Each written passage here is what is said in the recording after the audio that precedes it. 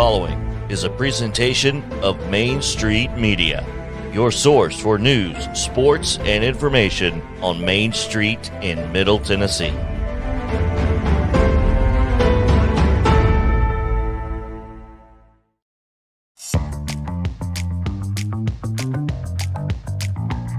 We made it to Hump Day on Main Street Sports today for 2022.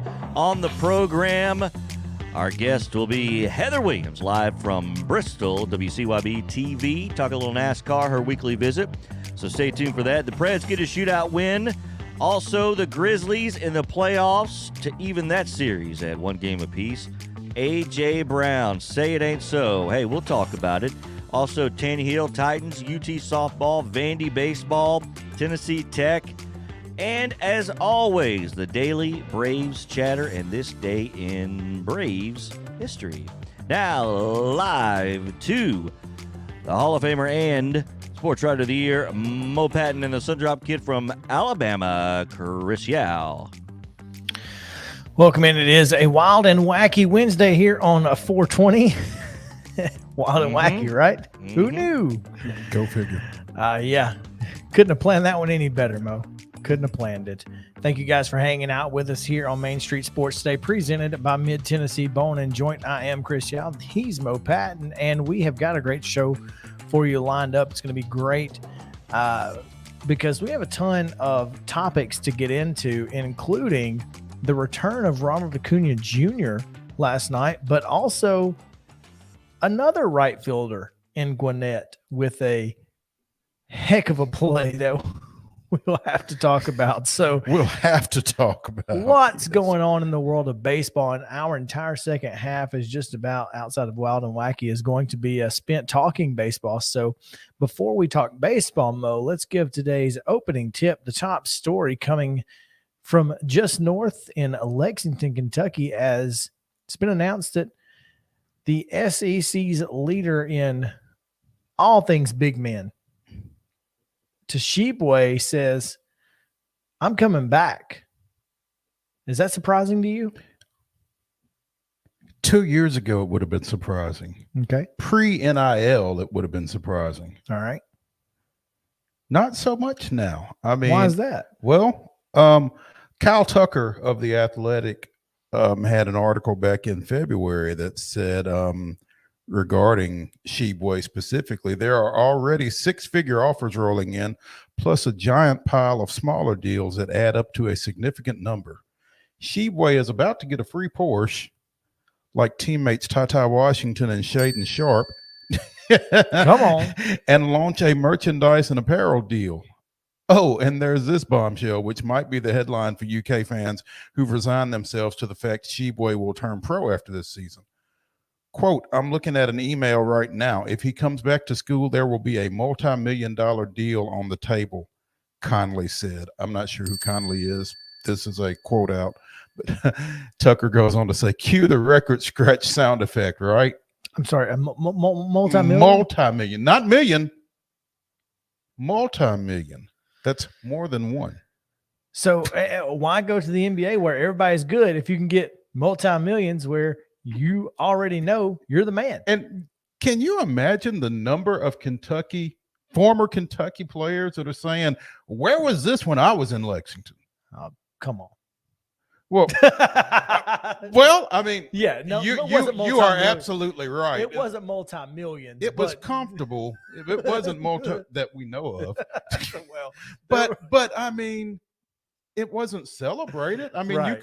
you couldn't flaunt it. You couldn't drive around in a Porsche. In a Porsche? No, you could drive around in something, but not a Porsche. Yeah, so you could drive around in a Charger in Tuscaloosa and nobody said a word. But it's not a Porsche. Because everybody's driving around in Chargers Exactly. in Tuscaloosa. Why are they not driving around in Mercedes? That's what I want to know. Totally, because you can't drive around in a Mercedes, even though. I mean, that makes perfectly good sense, doesn't it? Nick does own a dealership. I guess now they could. I guess how does that work when the coach? Yeah, I don't know if the dealership could be a. Anyway, NIL, man, it's a whole new world. It's the wild, wild west. Wow, we just did 2 soundtracks: Whole New World, Aladdin, and Wild Wild West from, of course, Wild Wild West. Wow. Soundtrack day here on Wild and Wacky Wednesday. We need to just let JP tell us about what happened yesterday and what's going to happen and what's coming up today. Yeah. JP, we're going to send it to you because we got to stop talking about this. Tell us yesterday's results and give us today's schedule on the rundown. This is the Rundown. This is your Tuesday Rundown brought to you by Jim Davis at Grow Live Give. Visit them at growlivegive.com or give them a call at 615-682-0022. Securities offered through IFP Securities, LLC, DBA Independent Financial Partners, IFP member, FINRA, SIPC. Investment advice offered through IFP Advisors, LLC, DBA Independent Financial Partners, Registered Investment Advisor. IFP and Grow Live Give are not affiliated. All right, busy day in high school sports. We'll start off with baseball from yesterday. It was Brentwood 13-1 winners over Hillsboro. Clarksville 10-0 over Springfield. Clarksville took two, actually, 4-0 in Game 2. Clarksville Academy 12-2 over DCA. It was Clarksville Northeast 5-4 over West Creek. Grace Christian Franklin over Columbia Academy 13-2 there. Cookeville Falls to Wilson Central 7-3.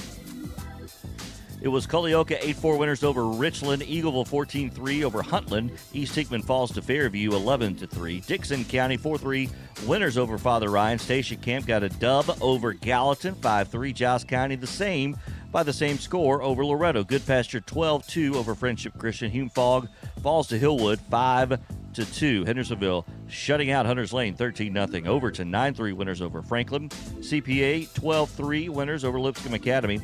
Murfreesboro Central Magnet 23-0 over Maplewood. Lebanon falls to Mount Juliet 6-1. Page over Marshall County 7-2. It was Ravenwood shutting out Columbia 6-0. Riverdale 2-1 winners over Blackman. Oakland 6-2 over Rockvale. Rossview 13-3 over Henry County. Independence 4-2 over Siegel. Lincoln County shutting out Spring Hill 12-0. You can read more about that at MainStreetMurray.com. The Hall of Famer was on site. Stewart's Creek 6-0 over Centennial. Summertown 10-0 over Mount Pleasant. Nolensville 4-1 winners over Summit. It was Tullahoma 7-2 winners over Lawrence County. University School in Asheville 13-3 over Middle Tennessee Christian. And Zion Christian 5-3 over Franklin Road Christian. In softball from yesterday, Cane Ridge 11-10 over Antioch. Station Camp 9-7 over Beach. Cannon County falls to Westmoreland 18-2. Zion Christian took a pair from Clarksville Christian. 19-16 Love, the scores there. Independence 8-4. Winners over Columbia. Columbia Academy 15-0 over Webb School. CPA 10-0 over Harpeth Hall. White House shut out by Creekwood 7-0. Goodpasture 7-2 winners over DCA. Stewart's Creek 5-2 over Eagleville. It was Friendship Christian 17-2 over Ezel Harding. Gallatin 15-0 over McGavick. Henry County 4-0 over Dixon County. Lebanon fell to Green Hill 8-3. Lincoln County big over Page 15-2. Summertown shutting out their in-county rival 12-0 on Tuesday. Davidson Academy 3-0 over Nashville Christian. It was Riverdale 8, Oakland 3, Rockville 8, Blackman 1, Clarksville 8-1 winners over Rossview. Wayne County 15-0 over Santa Fe, and White House Heritage 9-8 over Harpeth.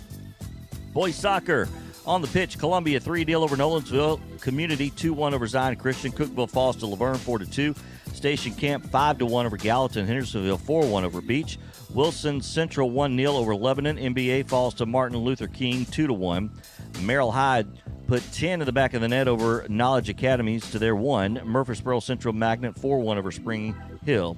It was Blackman doubled up by Oakland 4-2. Tullahoma and Page play to a 1-1 draw. It was Richland 3-2 over Lawrence County. Rockville 1-0 over Riverdale. Stewart's Creek 1-1. That is a tie over Kent Siegel. Smyrna 3-0 over Mount Juliet. Loretto shutting out Wayne County 5-0. College baseball from yesterday. Vanderbilt shutting out Tennessee Tech 7-0. Tennessee over Bellarmine 9-3. MTSU downs Belmont in the Borough 3-1. Austin P big over Southern Illinois 11-4. Lipscomb 5-3 over Western Kentucky. Division II Trevecca falls to Lincoln Memorial 12-4. And in college softball yesterday, it was Alabama A&M 5-2 over Tennessee State. Western Kentucky shutting out Lipscomb Out west of the majors, LA, the Braves 3, Dodgers 1. Sounds shutting out Charlotte at First Horizon last night, 7-0. The Preds 3-2 winners over the Flames in a shootout. And the Grizzlies even the series with the T-Wolves now tied at 1 game apiece. On the schedule today, high school baseball at 4 o'clock. Let's play 2, Montgomery Central and Greenbrier. Also at 4, East Nashville at Antioch at 4:30. You'll see CPA Lipscomb Academy, Ainsworth at Brentwood Academy. Pope John Paul II hosting MBA at 5:30. First pitch between Franklin Road Academy and Friendship Christian, Clarksville and Dixon County, also at 5:30. At 6, we'll see Riverdale at Blackman. Hopkinsville, Kentucky will be at Clarksville Northwest at 6. Also at 6, games including Gallatin at Station Camp. Rockvale at Oakland. John Overton at Franklin. That's at 6:30. Also at 6:30, Ravenwood at Columbia. Siegel at Independence. It is Summit at Nolensville at 6:30. Brentwood at Stewart's Creek also at 6:30. At 7 tonight, you'll see Murfreesboro Central Magnet at Community. Beach hosting McGavick. Hunters Lane at Hendersonville. Mount Juliet and Lebanon. And Wilson Central will take on Cookeville. Softball doubleheader at 4 o'clock. Webb School at BGA. At 4:30, we'll see Franklin at Brentwood Academy. Also at 4:30, Clarksville Academy versus Davidson Academy. Gallatin at McGavick. At 5, Santa Fe at Mount Pleasant. Portland at Greenbrier. 5:30, we'll see Centennial at Green Hill. Also Lincoln County hosting Spring Hill. At 6, Murfreesboro Central Magnet at Laverne. Cornersville at Eagleville. Siegel at Wilson Central. And at 6:30 tonight, Smyrna is at Summit. On the pitch this evening at 6, Giles County will be in Lewisburg to take on Marshall County. And at 7, Laverne is at Mount Juliet. D2 baseball. Cumberland is at IU Southeast. 2 o'clock should be first pitch underway. D2 Trevecca at Lincoln Memorial. That's a 3 o'clock first pitch. College softball, Belmont and MTSU at 5 from the Borough, and Tennessee hosts Virginia Tech at 6. That game on the mothership, ESPN. Major League Baseball, the Braves and the Dodgers continue their series. Should be throwing out the first pitch, or just did so. Charlie Morton on the mound for the Braves, and Gonsolin for the Dodgers. And the Sounds continue their series against the Knights from Charlotte at 6:35 Central tonight. That is your Tuesday rundown on Wednesday, brought to you by Jim Davis, GrowLiveGive.com. All right, thank you for getting all of that in, JP. Appreciate it. Let's take a quick break. Heather Williams joins us to talk a little NASCAR, some Bristol, and of course, it's Talladega. Always good to have Talladega week coming your way. So stick around. Main Street Sports Day, presented by Mid-Tennessee Bone and Joint, returns after this.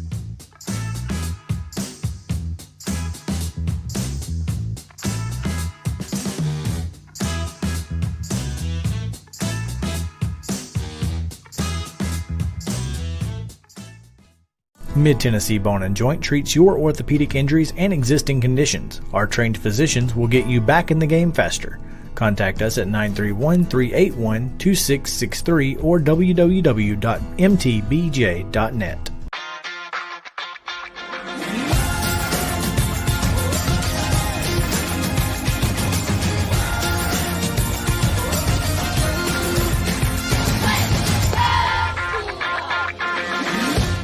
Hey folks, while we take a quick break from the show, I want to tell you about our friends over at Custom Stone Handlers in downtown Columbia. Ed Rich and his team at Custom Stone Handlers believe in leadership. And outside of the military, our greatest leader building platform is sports. Custom Stone Handlers proudly encourages young people to get in the game. You can contact them today at 931-490-4990 or visit CustomStonehandlers.com. Jones & Lang Sporting Goods here in Columbia has been outfitting teams, officials, and anybody else from T-ball to college for 50-plus years. Be sure and check them out at 931-388-8060 or online at jonesandlang.com. Jones & Lang Sporting Goods, the look of a winner. Zion Christian Academy, ZionEagles.org or 931-388-5731. You can schedule your appointment. Go tour their campus. It is beautiful over there, and you're definitely going to want to see it. Again, it's ZionEagles.org. Give them a call, 931-388-5731. 888-5731 and schedule your tour today. Are you an enthusiastic sports fan? Want to have fun and get in on the action? Heck, yes, that'd be awesome. Have great attention to detail? Want to stay active? Definitely. Want to give back to the student athletes in your community? Obviously, yes. Then you'd make an excellent high school sports official. We need more officials in Tennessee, because with no high school officials, there are no high school sports. Sign up today at highschoolofficials.com. Mid-Tennessee Bone and Joint has been the official sports medicine provider for Maury County Schools for more than 40 years. We specialize in orthopedic injuries, and our Ortho Quick walk-in service lets you bypass the ER. Visit us online at www.mtbj.net.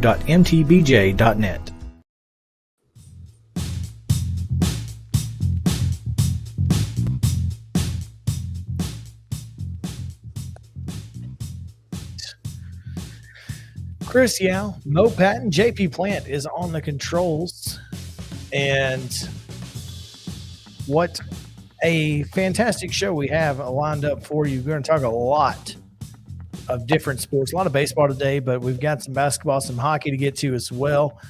Of course, we've got NFL news like crazy, so we'll get to all of that, but it is, of course, time for our weekly visit to talk NASCAR with Heather Williams of WCYB-TV out of Bristol. Heather, what's going on? Thanks for joining us. Thanks for having me, as always. Yeah, coming off a crazy finish here at Bristol. A lot of fun in the dirt. I know people complained a lot, but it's hard to argue with that finish this weekend. It was certainly, well, not controversial, but a lot of folks didn't like it because of, well, if it had been anybody else getting the win that way, probably would have been okay. But if it's 18, they're not happy. Yes, the Boo Birds were out in full force, even though a lot of people had left during the rain delay.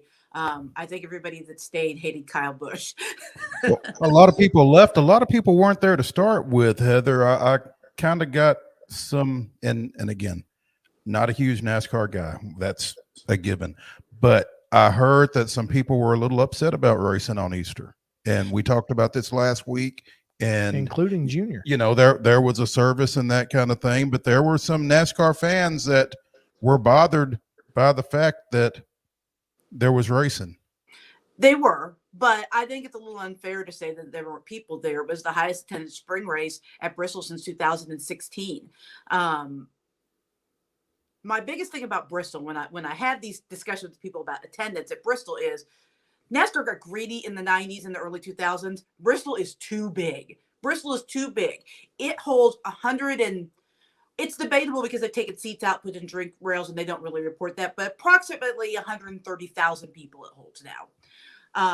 There were 70,000 people at the Super Bowl. There are approximately that many people, 60 to 70 at Bristol this weekend.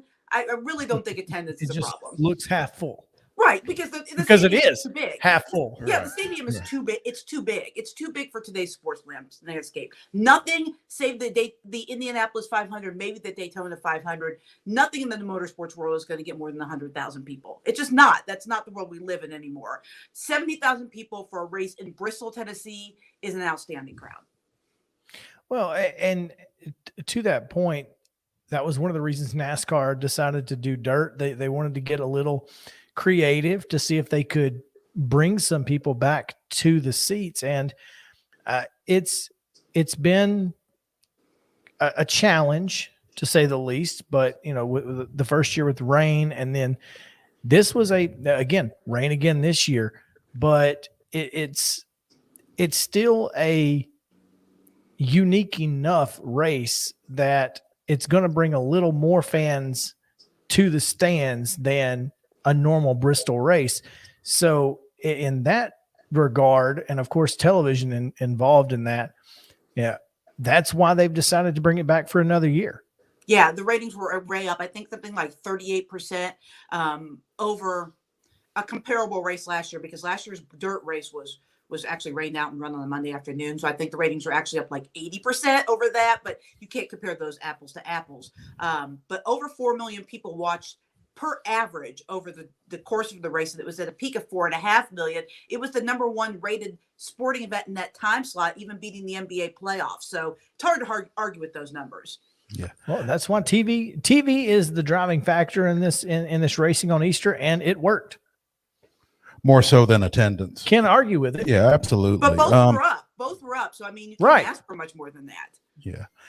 Speaking with Heather Williams of WCYB-TV in Bristol, talking a little NASCAR, and we were watching the highlights Sunday night, and we touched on the Kyle Busch situation.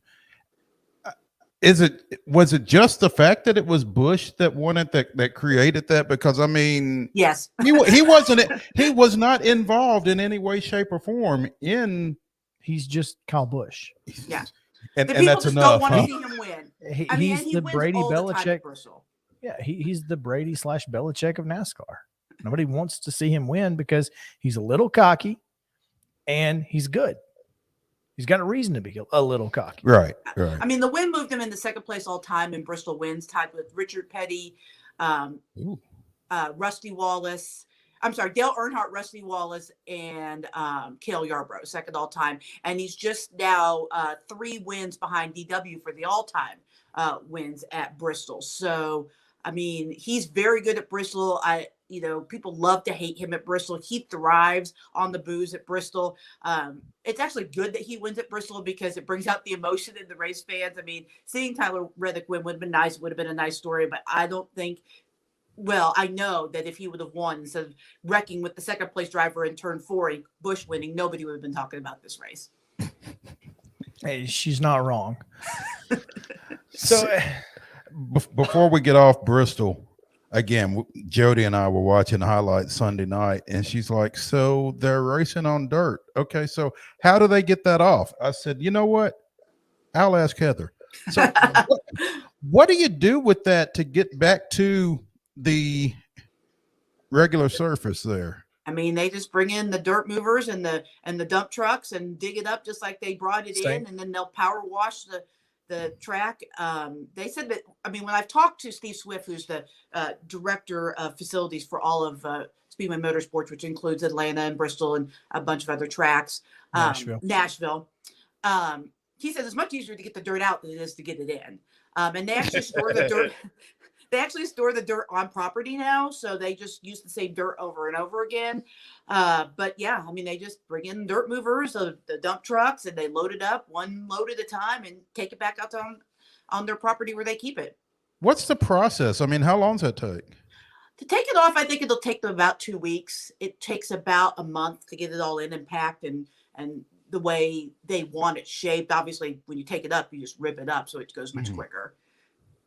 Yeah, I could do that. I could tear it up. Yeah. They do have one more not race so on much. the dirt. They do have one more race on the dirt here next weekend. They're going to bring the World of Outlaws in, the sprint cars and the late models and race. So, and then they'll tear it up and get ready for the concrete race later in the fall. Gotcha. Interesting, to say the least. One place they'll never put dirt is Talladega Super Speedway because they have a dirt track right next to it. And if they want to run, they can just go over there.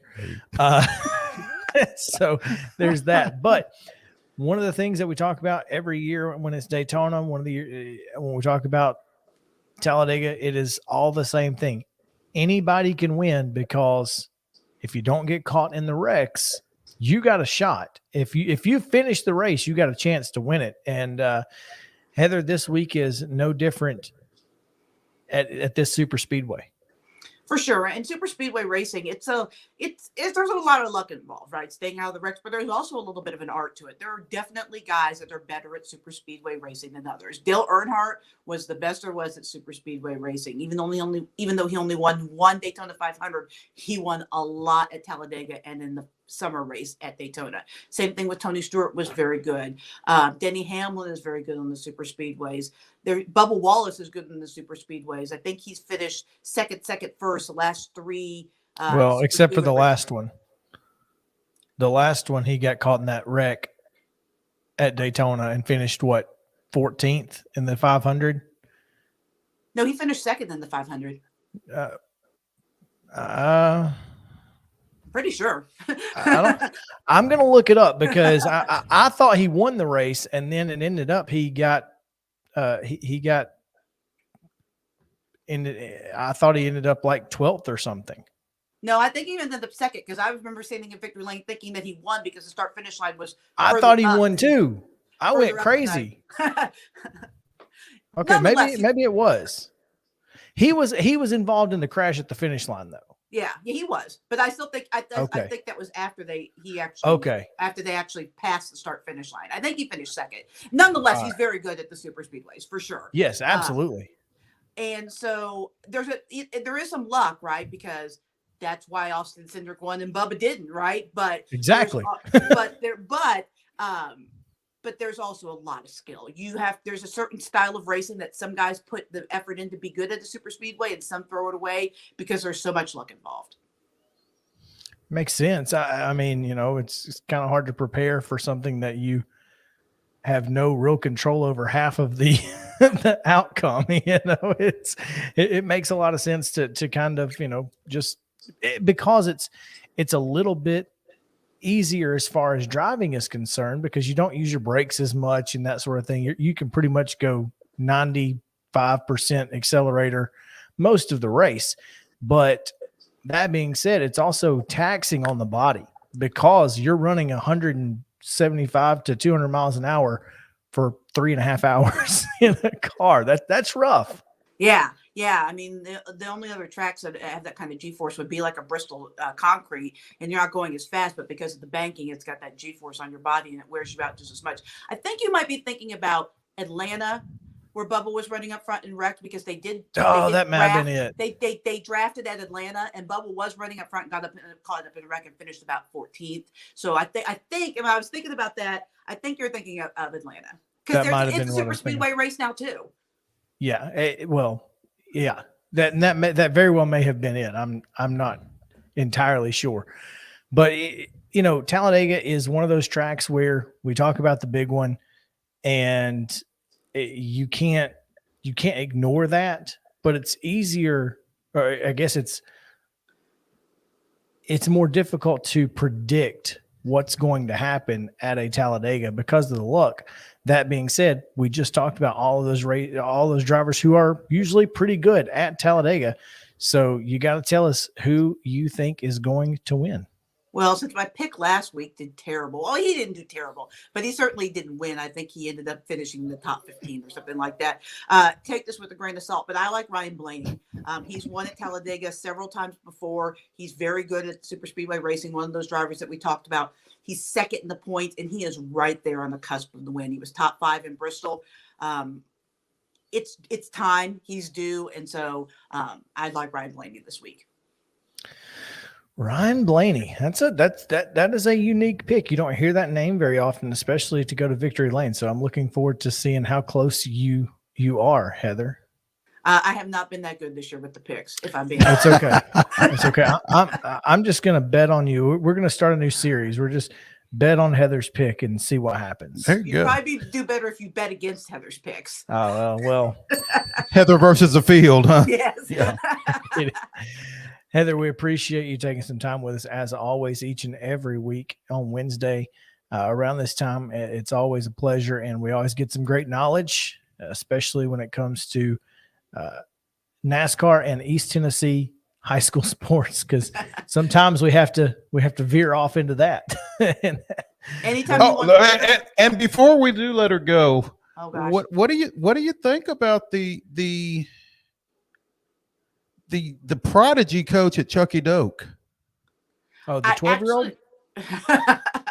I actually know nothing about that. I've been so caught. I mean, I heard about it, but I've been so caught up in racing the last 2 weeks. I haven't had a chance to really look at what he looks like. He'll have players older than him. There's a few coaches around here that are like that. There are quite a few coaches. When they hired the coach at Crockett a few years back, he was like 26 years old or something like that. And I thought, gosh, I've almost been here long enough to have covered him in high school. But he's gotten it done at Crockett. I mean, they've been very good. So I mean, if you could coach, you can coach. There's no shame in covering someone coaching that you also covered playing, is there? That's totally fine. I don't know what she's talking totally about. Fine. I don't know what she's talking about here.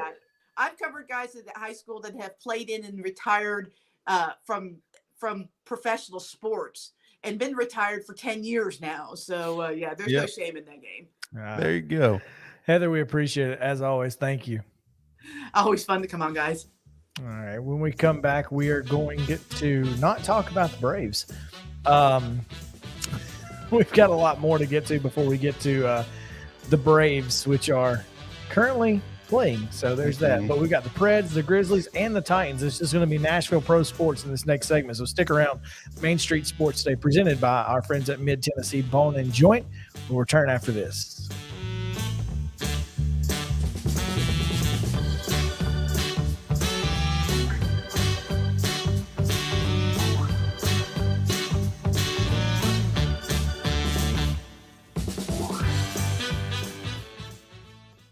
Mid-Tennessee Bone and Joint treats your orthopedic injuries and existing conditions. Our trained physicians will get you back in the game faster.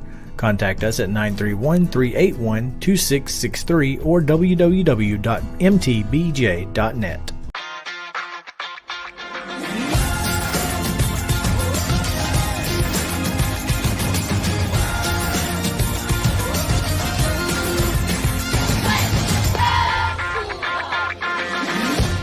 Hey folks, while we take a quick break from the show, I want to tell you about our friends over at Custom Stone Handlers in downtown Columbia. Ed Rich and his team at Custom Stone Handlers believe in leadership. And outside of the military, our greatest leader building platform is sports. Custom Stone Handlers proudly encourages young people to get in the game. You can contact them today at 931-490-4990 or visit CustomStonehandlers.com. Jones & Lang Sporting Goods here in Columbia has been outfitting teams, officials, and anybody else from T-ball to college for 50 plus years. Be sure and check them out at 931-388-8060 or online at jonesandlang.com. Jones & Lang Sporting Goods, the look of a winner. Zion Christian Academy, ZionEagles.org or 931-388-5731. You can schedule your appointment. Go tour their campus. It is beautiful over there, and you're definitely going to want to see it. Again, it's ZionEagles.org. Give them a call, 931-388-5731, and schedule your tour today. A game without a crowd is just a scrimmage. A performance without an audience is just a rehearsal. Without your presence, high school sports and the performing arts aren't possible. Ensure that these essential extracurricular activities continue to enrich the lives of students in Tennessee. Purchase a ticket to your local high school's game or performance. This message presented by the TSSAA. Mid-Tennessee Bone and Joint has been the official sports medicine provider for Maury County schools for more than 40 years. We specialize in orthopedic injuries, and our Ortho Quick walk-in service lets you bypass the ER. Visit us online at www.mtbj.net.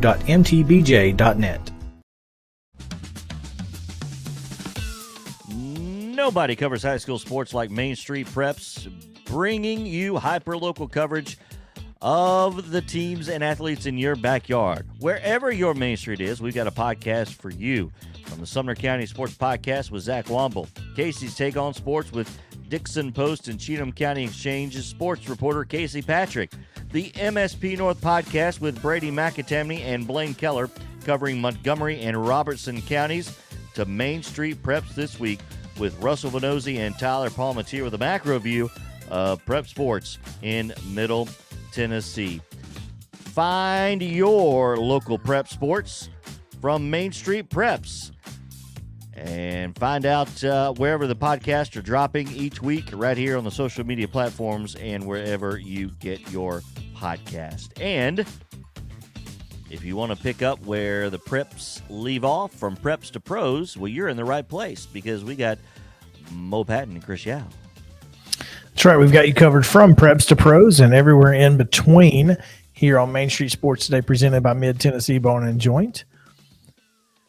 Last night, big win for our Nashville Predators, who really needed it. As far as the standings are concerned, picking up some extra ground in that wild card spot. And then, of course, getting a big win over Calgary last night. Calgary, who came in with a 47-19 record, 47-20-9 record. But Matt Duchene gets his 40th goal of the season and becomes the first Predator to ever score 40 goals in a year. That's insane. Wow. I mean, insane Duchesne, insane in the membrane.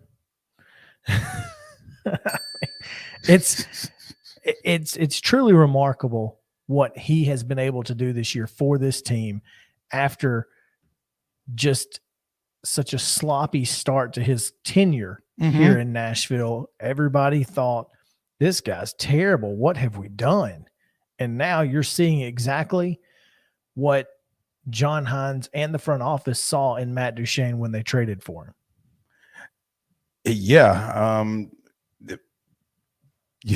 Preds fans probably feel like it was a long time coming. Like you said, I mean, he didn't get off to the smoothest, the greatest start to his Predators tenure, but becoming the first in franchise history to score 40 goals, I mean, kind of speaks for itself. It does. And so right now, all 8 spots in the Eastern Conference have been clinched. So those folks don't have to worry about it. The Western Conference, however, is still a little bit of a mess. The Avalanche are going to be the 1 seed. They're what some might call a country mile ahead of everybody else. The Blues and the Wild will likely be the 2 and 3. Right now, Nashville and Dallas are still battling hard for the 2 wild card spots. Vegas is still in the hunt. Vancouver's in the hunt. And of course, with the difficulty of the Predator schedule throughout the rest of the month, they really have to kind of bear down right here because, again, Vegas and Vancouver right there on their heels, just 6 points away from taking one of those wild card spots. So big week ahead for the Predators. They need to continue their solid play, and they will get back onto the ice, I believe, Saturday and Sunday, where they will go back to back once again. Yeah, they'll have Tampa Bay on Saturday, and then on Sunday, I believe they will be at home against Minnesota, traveling back from Tampa Bay. So it's a tough go, man. That is. It's a tough go. And then you've got Calgary again at home next week, go to Colorado, and then to Arizona. Whew. It's a tough stretch, and and clearly you just got to grind it out. Go and get tough. The tough got to get going. So good luck to the Predators. Last night, the Memphis Grizzlies certainly bounced back with a vengeance, despite a scare from Ja Morant. Ja got kneed in the thigh area and had to go back to the locker room to make sure it wasn't anything more than just a bruise. He did return, and Memphis certainly made Minnesota pay for that game 1 win with a 124-96 victory last night. At no point were Cat and the T-Wolves anywhere near the Grizzlies. So not just Cat and the T-Wolves, but is it Anthony Edwards? Is that the kid from Georgia? Yeah, he had 20 last night. Yeah. 7 of 16 from the floor. Solid night for him. But still not good enough to beat Ja. Oh, well, you got to bring it to beat Ja. There's But no I doubt. mean, the T-Wolves with Edwards and Cat, like you said, they're not going to be an easy out, I don't think. But I think that first game, what was it, 130 to 117 in game 1? Yeah, with Edwards going off. Yeah, I'm not sure that was indicative of how this series is going to finish out. Yeah, I think that's kind of the thing is you expect them to kind of do what they did last night as far as, the Timberwolves superstars are going to get 15 points out of Cat, 10 boards, etc. And then you're going to get maybe 20 out of Edwards. Mm-hmm. If they get more than that, you might be in trouble. So you've got to limit them to their averages. And And make sure nobody else goes off. Right. Well, and that's the thing is, if somebody else beats you, you don't feel so bad, right? If you can stop those two, if you're the Grizzlies, you feel good about your chances because you're the number 2 scoring offense in the league. So you're gonna score your points. You feel like. Yep. You feel like. Mm-hmm. So right now, the Grizzlies have to continue doing what they do. Just score points. Your defense is solid. You're going to be in every game because you can score with anybody. And last night, just going again, proving that this team can score with the best of them at 124. So game 3 will, let's see here. I believe it is on Thursday, I think. Let me make sure of that.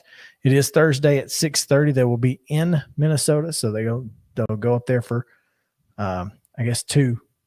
Maybe 3. I'm not sure. Who knows? I'm not sure how the NBA. I know they do 2. I think it's 2-2-1-1-1. I hope so.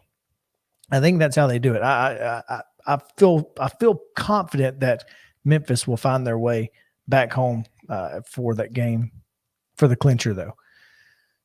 And finally, before we get out of here, we have a couple of housekeeping items in the NFL world. A.J. Brown and DEEBO Samuel have the same agent. DEEBO Samuel has requested from the 49ers a trade. He did not want to discuss specific reasons behind his request, but did in fact confirm he has told the 49ers he does not want to be part of their organization going forward. Yikes. Is this a problem? And not just for the Titans and AJ, but for every team in the NFL. Who was it that set the market here a few weeks ago? Kirk, Christian Kirk, a run-of-the-mill, decent, maybe number 2 guy. He was at Arizona, is that right? He was, but Jacksonville is who paid him. Well, because they're Jacksonville. Yeah. And I'm the same Jacksonville that, as we talked to Mike Detillier a couple of weeks ago, is probably going to take Aiden Hutchinson at number 1 instead of taking an offensive lineman after taking a quarterback number 1 the year before. So yeah, it's Jacksonville. Well, and Jag's going to jag. Obviously, right? They didn't do this on purpose, but it's certainly making it more difficult for the Titans to re-sign AJ Brown. Yeah, because they have now driven that market up, and now you see what Tyreek Hill has gotten from the Dolphins, and on top of that, now you're seeing all of these solid second round wide receivers. It was AJ. It was who was it? It was AJ, DEEBO, and somebody else who were all second round receivers, who feel like they've outperformed their current contracts. Right. So it's certainly interesting to see what is in store for the. I'm not sure that DEEBO's situation in San Francisco and AJ's situation in Tennessee are necessarily the same. I don't think so either. But I do think they both have the same mindset.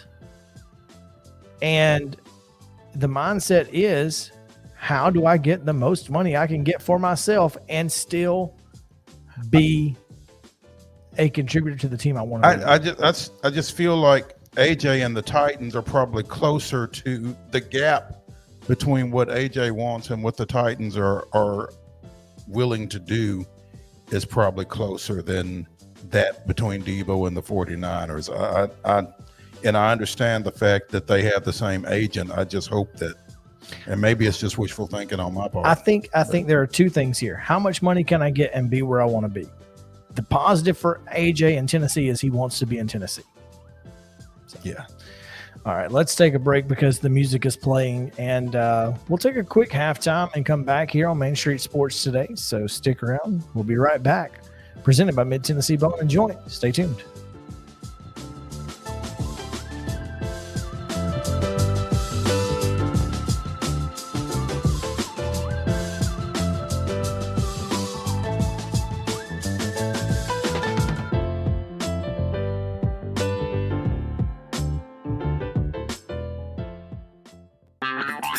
This is Chris Yao with Main Street Sports Today. Every show, Mo Patton and I welcome friends from all across the sports landscape, from high school coaches and reporters to national, college, and pro sports personalities. You never know who might stop by for a chat.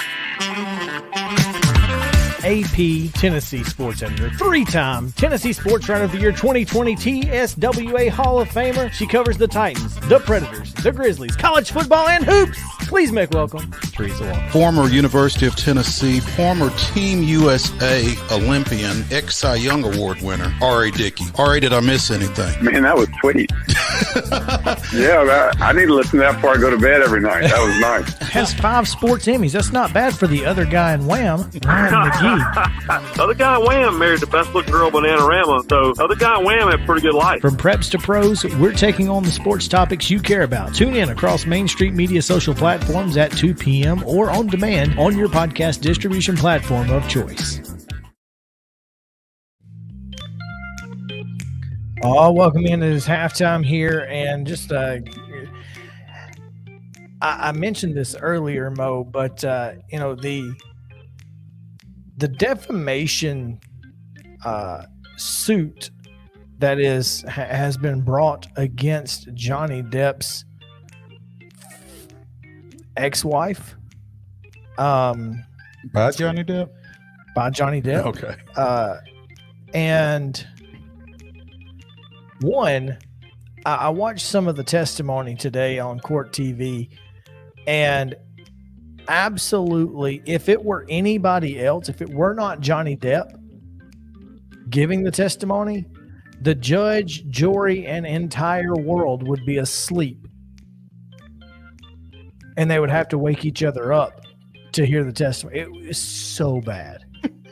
I mean, because it's Johnny Depp. It's exactly, he's on the stand sounding exactly like you think Johnny Depp sounds on the stand. He made a story about his ex-wife throwing a liquor bottle and severing his finger. Boring. I don't even know how you can do that. How do you make a story that exciting sound that boring? It's truly remarkable. I had to change the channel to some movie that So you could stay awake, huh? So I could stay. Exactly. It was rough, man. So, and this morning I was getting ready to come to the office, and Sarah had it on her phone, just kind of watching it. And I was like, "What are you watching?" She was like, "The Johnny Depp case." And I'm just like, one, I didn't know it was that big of a deal. Yeah. I mean, I knew that there was one, but this is wild. So anyway, if you want to watch, or if you want to get some good rest, turn on the Johnny Depp defamation case. JP, get us out of here. We've got baseball, softball, all of that coming up in the second half of Main Street Sports Day, presented by Mid-Tennessee Bone and Joint. Stick around.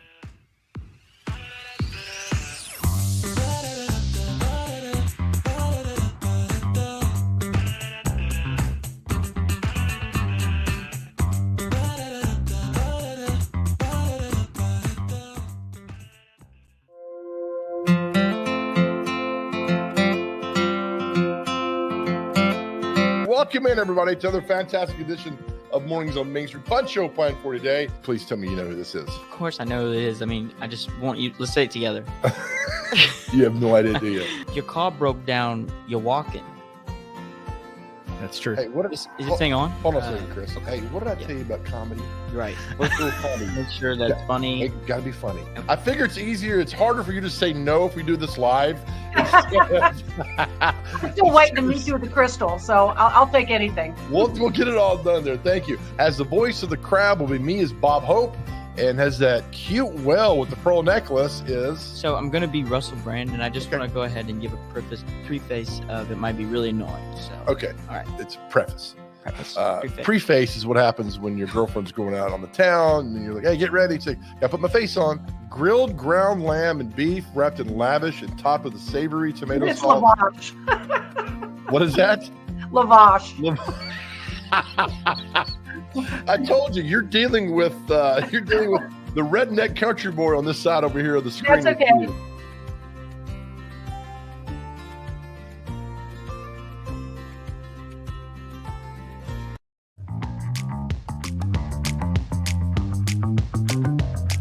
for second half on Main Street Sports today. Already spoke with Heather Williams, WCYB-TV. Coming up in the second half, we'll talk a little college softball, Vandy baseball from last night. Any ruminating tweets following that? We'll talk about it. Also, There weren't. Wacky Wednesday. Yeah, okay. See, I told you. They'll talk about it. And there they are, the Hall of Famer Mo Patton and the Sundrop Kid from Alabama with a nice pullover today. Chris Yao. Thank you. I appreciate that. It's certainly jumping taste. off the screen. Yeah, you got good taste.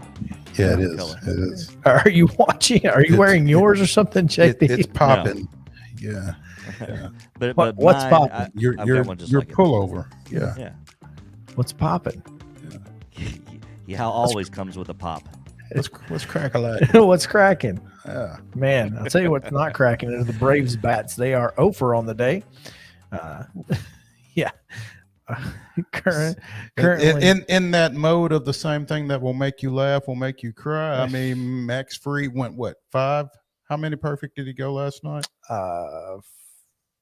It was 5. 5 plus. and a third. Yeah, 5 and a third, I think.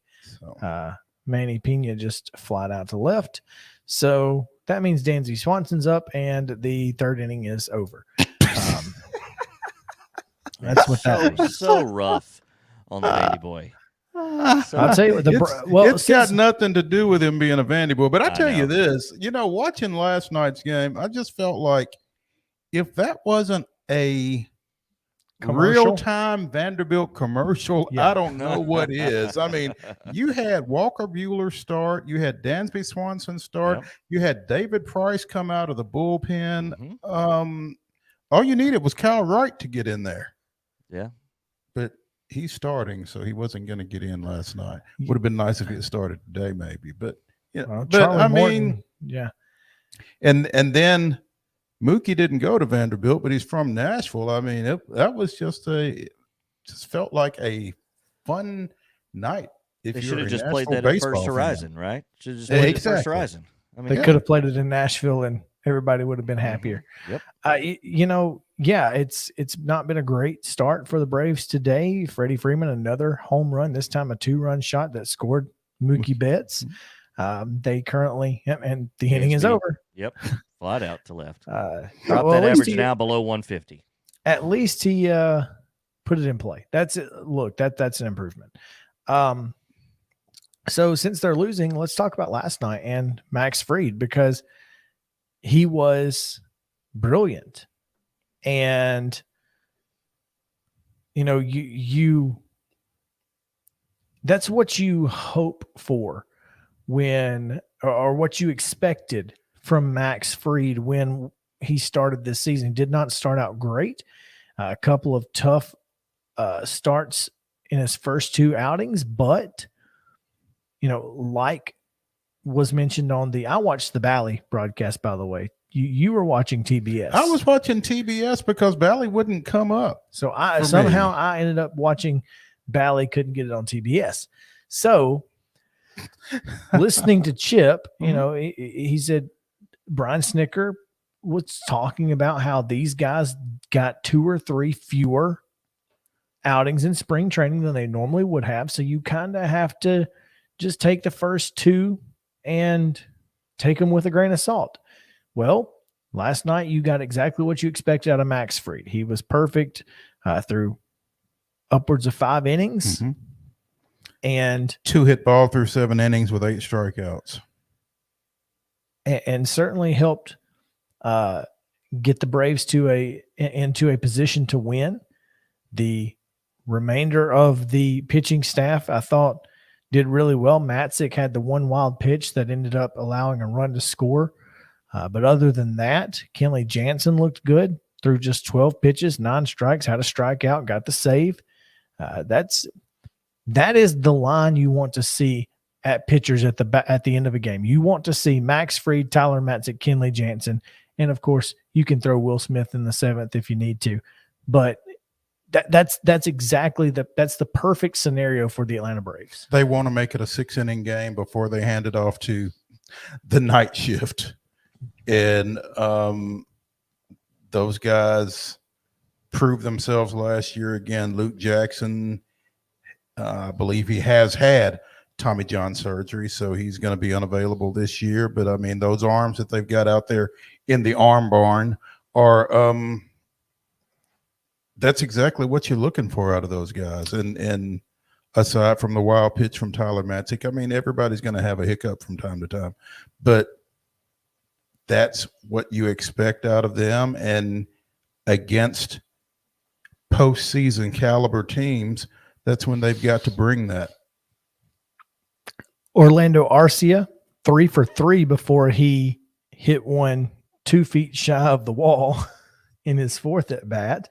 Had an RBI double in the fourth inning. Austin Riley had a big single. Darno with the home run off of Walker Buehler. It was just that ball was crushed. It was exactly the kind of night the Atlanta Braves needed to get back on track. You thought, and maybe today not. It's a 9-inning game. It is. I'm not saying that there's not any opportunity. I'm just saying it's still okay. You feel like night game. Now you got a day game, and you're on the West Coast. You're not used to waking up and it looking like it does out there. It's just there's a lot of dynamics that go into that. So they will take their first off day of the season tomorrow and travel home before a homestand that begins with Miami. So that's looking forward to that. But, this is Charlie Morton's third outing, and he's still trying to – he's a little older than Max, so it might take him a little longer to get stretched out. He's a little older than Max, and he's also coming off a broken leg.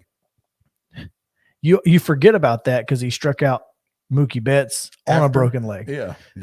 But he is. He's coming off an injury, so it's going to take him a little bit longer to get in the groove. I'm not worried about Charlie. I would rather have him out there.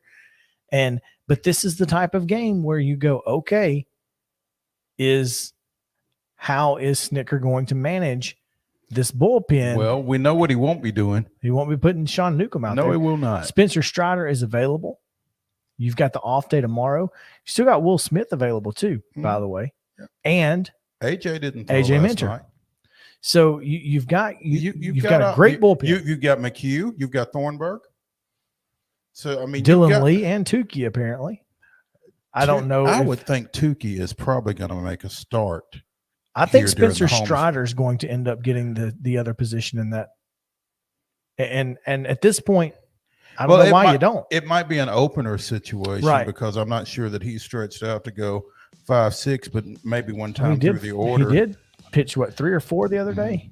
He's got the ability to go 3 that first time through the order for sure. The music is playing, but before we let JP cut us off, Ronald Acuna with a great night in Jacksonville on a rehab assignment with the Gwinnett Stripers. What was he, 2 for 3 with a double? Yeah, the double was solid too. And he looked good. But when he came out, Justin Dean, remember the 5'8" arm machine. He's got a hose. He caught a ball in the right field corner and threw a guy out at third, trying to go from second to third. Looked like Roberto Clemente. It was a thing of beauty. This day in Braves history, on April 20th, 2010, with 3 late inning bombs, the Braves broke Philadelphia's heart. Trailing 3-0 going into the bottom of the ninth, Troy Golofsky got Atlanta on the scoreboard with a 2-out blast off Ryan Madson, driving in Chipper Jones, and rookie Jason Hayward followed with a game-tying solo shot before Nate McLouth's walk-off blast. There you go. That's a name right there. Walk-off blast in the 10th off of Jose Contreras in a 4-3 victory. So that was April 20th, 2010, this day in Braves history. When we come back here on Main Street Sports Today, presented by Mid-Tennessee Bone and Joint, we're going to talk a little UT softball and a little Vanderbilt baseball. So maybe some Tennessee baseball too, but yeah. Oh, well, I'm just reading the run of show. Yeah, we'll get to all of it. Okay. All right. It's a college baseball, college softball potpourri, but number 3 Virginia Tech tonight in Knoxville. So I want to talk about it. Should be in Bristol. There you go. Yeah. We'll be right back after this.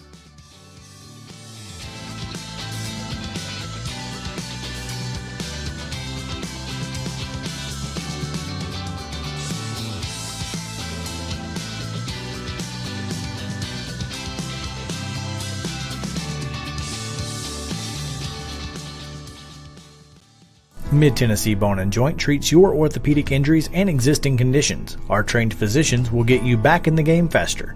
Contact us at 931-381-2663 or www.mtbj.net.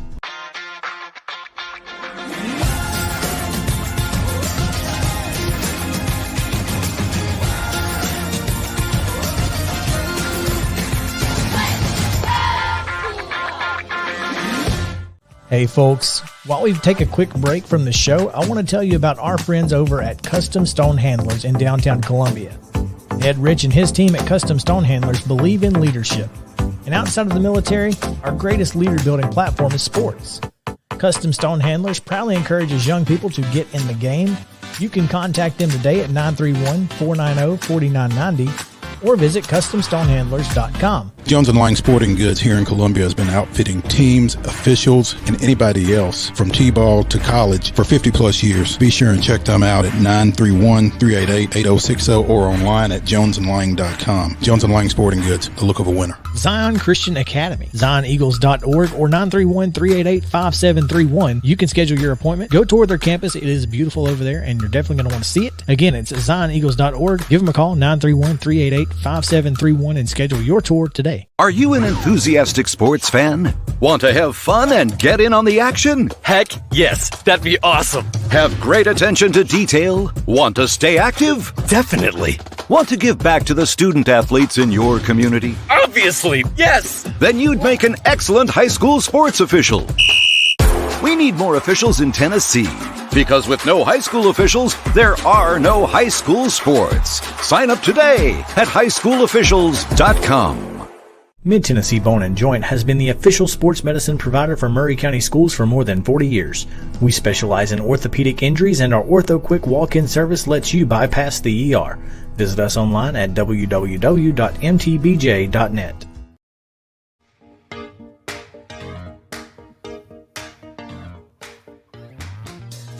Welcome back in Main Street Sports today, presented by Mid-Tennessee Bone and Joint. Chris Yao alongside Mo Patton, JP Plant on the controls back in the Berg. Wanted to talk a little bit here about tonight's big NCAA softball game in Knoxville, as the third-ranked Virginia Tech Hokies coming into Knoxville for a midweek game. And, Tennessee, they've been on a roll here as of late. So it's a matter of, what do you decide to do in the circle if you're the coaching staffs of these two teams. So it's a matter of, do you want to win against a top 20 team, or are you just resigned to playing your midweek people? I have to admit that I'm not as well versed in softball as I am in baseball, but I don't feel like midweek necessarily precludes you from throwing a weekend pitcher in softball. Well, in softball, it doesn't matter. Yeah. So, I'm not my point is, I'm not sure how much changes as far as that goes. I'm not sure if it changes anything. When Tennessee was here, they did not throw their number one pitcher. Mm-hmm. But they certainly could do so tonight. And it's a 11 p.m. That can't be right. I'm telling you, NCAA.com is insane. Don't go there. So anyway, it's going to be a really good game tonight. I got a feeling. I'd hope so. We talked as we were going out at the end of the previous segment about this game should be played in Bristol, and actually this game has been played in Bristol previously. Columbia City manager Tony Massey organized the State Line Classic between UT and Virginia Tech when he was city manager in Bristol. So that would not necessarily be a foreign concept, actually, if it went down like that. Tennessee is, again, coming off that sweep of Texas A&M over the weekend. Obviously, Texas A&M not the best SEC program, but it's still an SEC program, and they are a solid team. 4-game win streak for the Lady Vols, and haven't lost. They lost that series to Georgia a couple of weekends ago, but that is it. You kind of go into this, thinking you've got to have the best game you can get from Ayala and Pooney, which, by the way, I didn't realize that that Pooney was a Oklahoma transfer that couldn't even break the lineup out there, and she's killing it for the Lady Vols. So that's exactly what you want. She hit her 10th home run in that series finale against Texas A&M, and that's that's exactly what you have to have. You have to expect the best from your top players, and she's become a top player for this Tennessee team. So well done to her. Last night in baseball action, Vanderbilt did something that Tennessee couldn't, Mo. That was shut out Tennessee Tech, and Tennessee Tech had aluminum bats this time. I mean, look, I'm not here to make any scenes. I'm just saying that I didn't see any pot shot tweets go out after the game, though. Which is a good thing. Probably. Yeah. Sometimes letting sleeping dogs lie is a thing. Well, our friend Chris Lee at Southeastern 14 in the power rankings this week, Vanderbilt midweek games matter too, and the Commodores are unbeaten there. But they're also ranked number 5th, while Tennessee is obviously ranked number 1. Plus 269 run margin on the season. Tennessee is plus 269. Tennessee is plus 269. And what's her record? 34-3. So in 37 games, they are plus 269. Which is 113 runs higher than second place Arkansas. Hang on. 37 games, 269. They're winning. That's better than. Yeah, it's a lot. It's a lot. I mean, and then last night, obviously, Tennessee gets a 9-3 win over Bellarmine. Vanderbilt really. That's 7+ runs a game. Yeah. They're beating folks pretty bad. And again, Vanderbilt's struggling in SEC play right now. Tennessee, but they did lost get their first. They did get 2 of 3 from Florida this past weekend, and they were in position for the sweep. Just couldn't finish it out on Sunday. Got up in that one late, I think, and then Florida had some late game heroics to win it. But it's a long season in the SEC, man. Whether you are, beating people by 7+ runs a game, or whether you drop 6 or 7 in a row in league play, I mean, it's a lot of good teams out there. So yeah, and Chris McIlvain has been the Friday starter for Vanderbilt, the Summit product, and he's been really good for them. And it's kind of been that Sunday game that is the toss up for Vanderbilt. And if they get good pitching, then they typically win. If they don't, then they don't win. And again, pitching is the name of the game, and that's what makes Tennessee so good right now. You're talking about, a team that has 4 guys who could be Friday starters in the Southeastern Conference.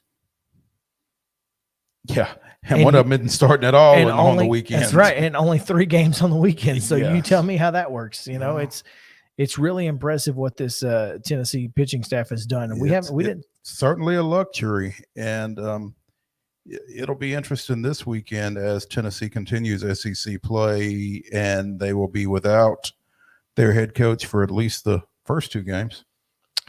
Yes, they will. In fact, be without their. Matter of fact, it's in Florida, and if I were him, I would just not go. I mean, what's a 5th game, right? Chill at the house. I mean, I think you want to be with your team whenever you can. So I feel like he'll be there, but I get your point. You don't want to take too many games off the. You don't. One thing I did want to talk about, though, that we have not talked about is Friday's celebration from Alabama. We talked about how Tennessee didn't need any motivation against Vanderbilt. They probably didn't need any motivation against Alabama, but they certainly got some. And they certainly took it out on Alabama the remainder of the season, of the series. If that's what you need, yeah, I don't know.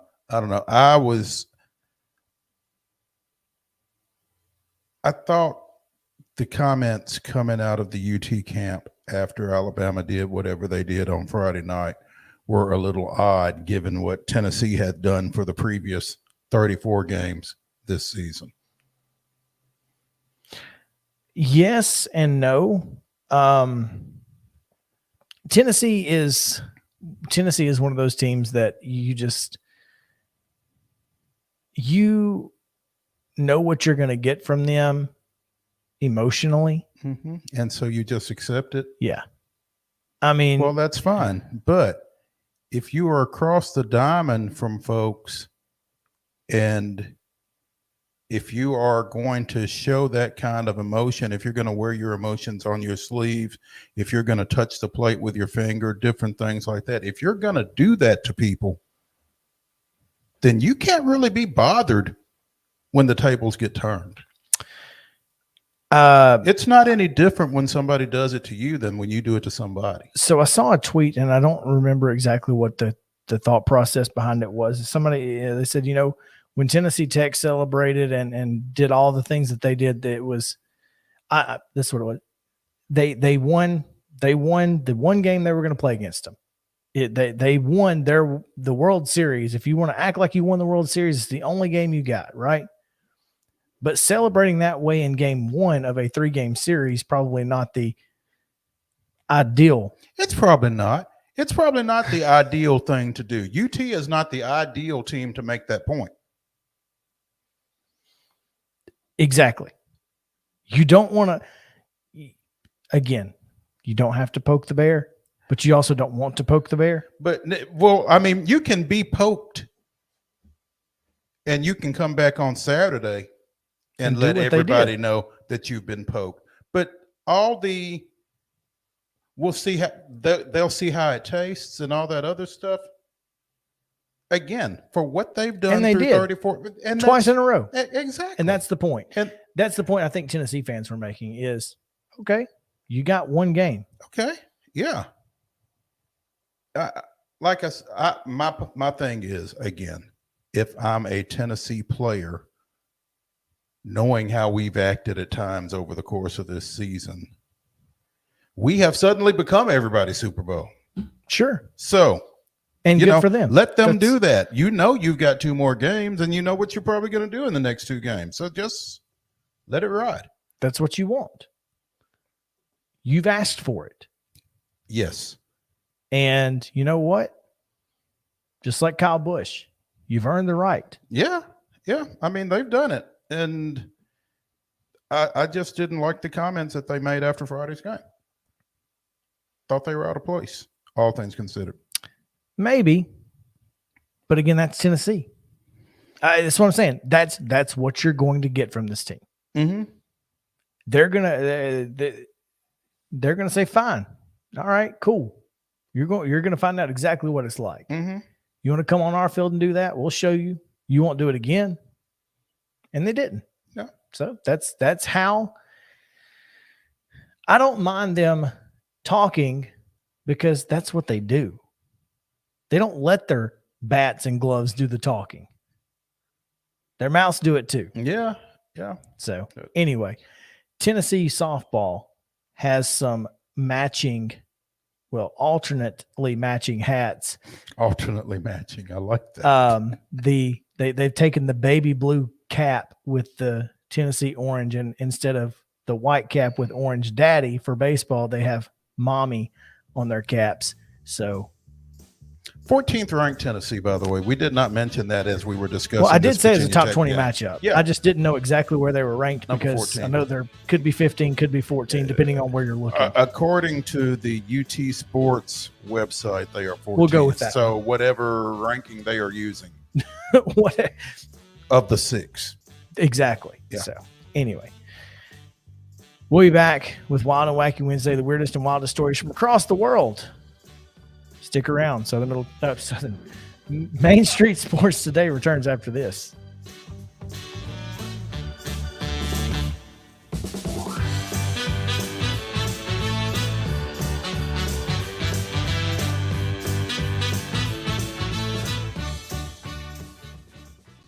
Mid-Tennessee Bone and Joint treats your orthopedic injuries and existing conditions. Our trained physicians will get you back in the game faster.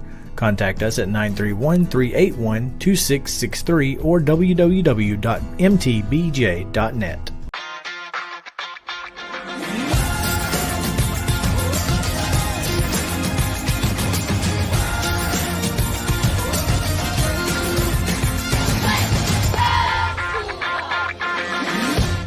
Hey folks, while we take a quick break from the show, I want to tell you about our friends over at Custom Stone Handlers in downtown Columbia. Ed Rich and his team at Custom Stone Handlers believe in leadership. And outside of the military, our greatest leader building platform is sports. Custom Stone Handlers proudly encourages young people to get in the game. You can contact them today at 931-490-4990 or visit CustomStonehandlers.com. Jones & Lang Sporting Goods here in Columbia has been outfitting teams, officials, and anybody else from T-ball to college for 50 plus years. Be sure and check them out at 931-388-8060 or online at jonesandlang.com. Jones & Lang Sporting Goods, the look of a winner. Zion Christian Academy, ZionEagles.org or 931-388-5731. You can schedule your appointment. Go tour their campus. It is beautiful over there, and you're definitely going to want to see it. Again, it's ZionEagles.org. Give them a call, 931-388-5731, and schedule your tour today. A game without a crowd is just a scrimmage. A performance without an audience is just a rehearsal. Without your presence, high school sports and the performing arts aren't possible. Ensure that these essential extracurricular activities continue to enrich the lives of students in Tennessee. Purchase a ticket to your local high school's game or performance. This message presented by the TSSAA. Mid-Tennessee Bone and Joint has been the official sports medicine provider for Murray County Schools for more than 40 years. We specialize in orthopedic injuries, and our Ortho Quick walk-in service lets you bypass the ER. Visit us online at www.mtbj.net.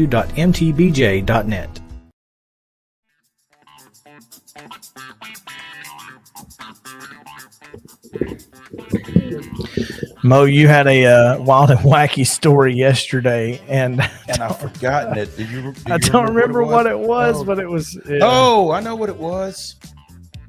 It was the lady in Memphis with the. Oh yeah, she got her car ran out of gas. Mm-hmm.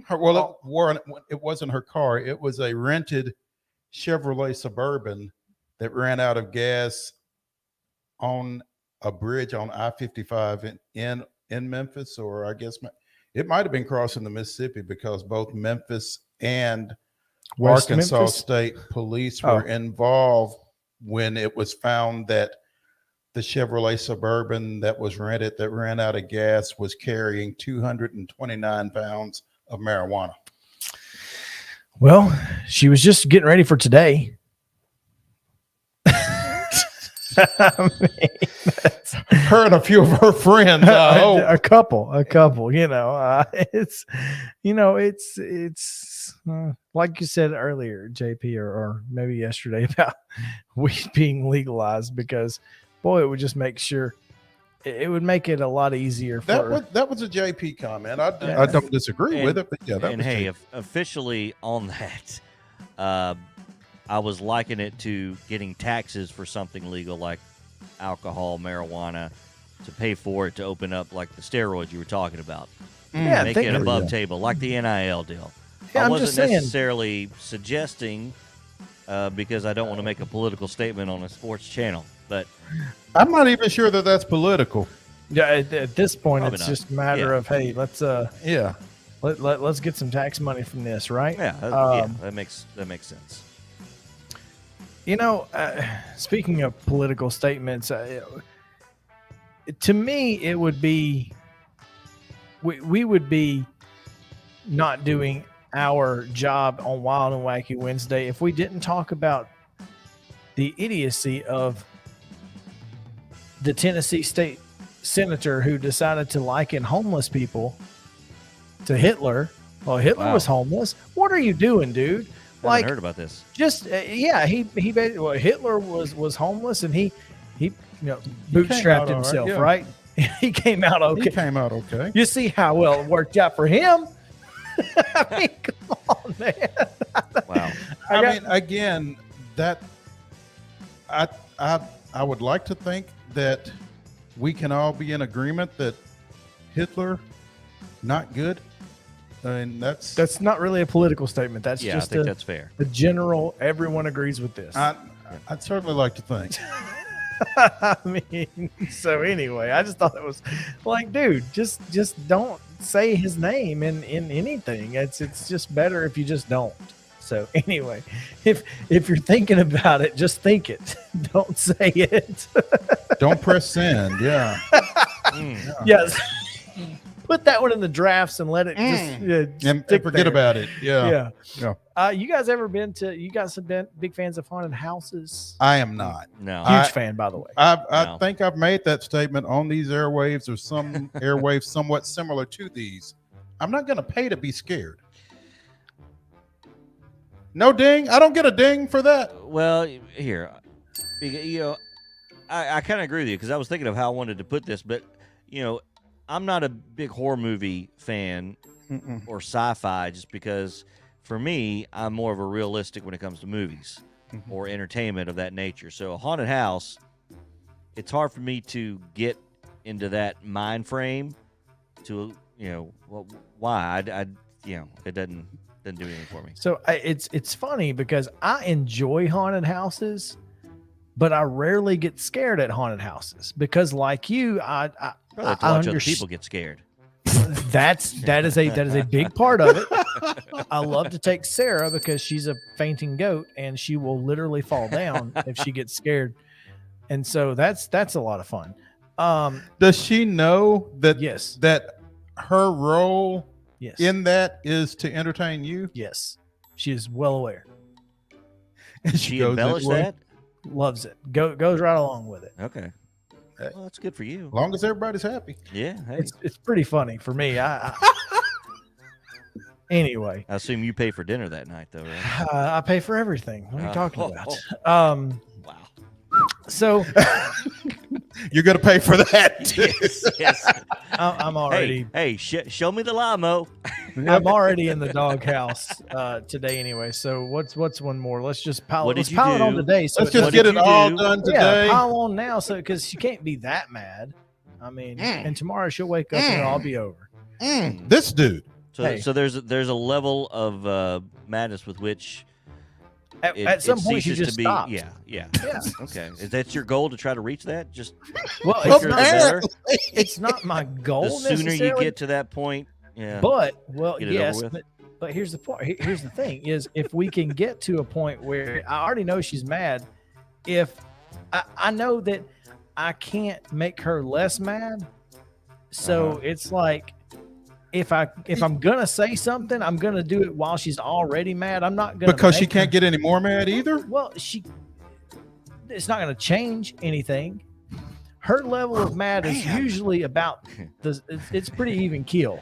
Mo, it's called hedging your bets. Oh goodness gracious! No, it's not hedging. Hey, look. Good luck to you, sir. That's all.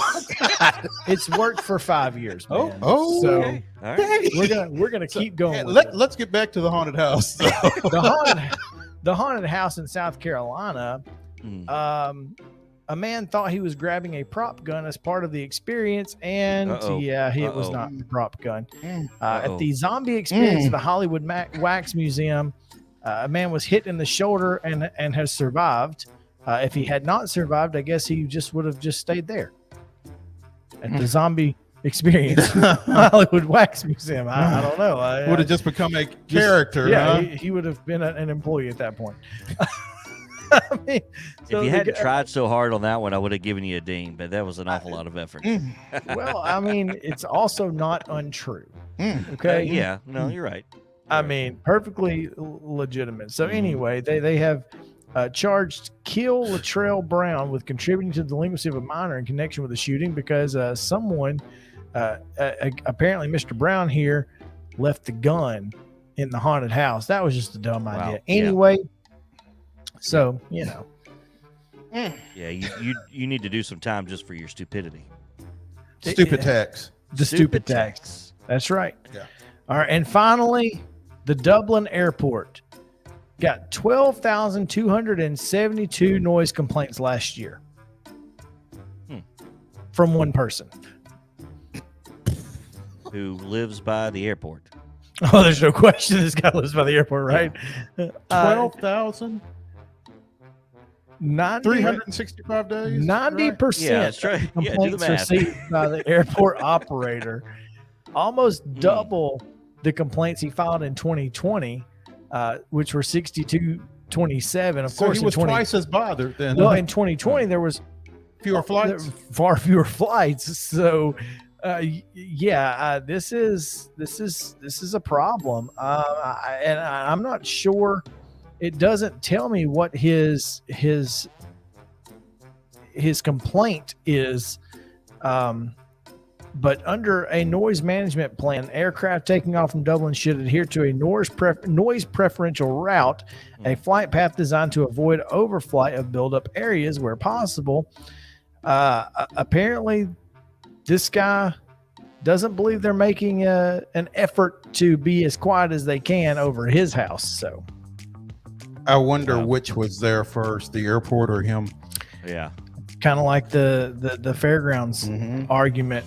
You know, you knew there was a racetrack over there. Yeah, it's been there 100 years. You weren't here first. It didn't sneak in.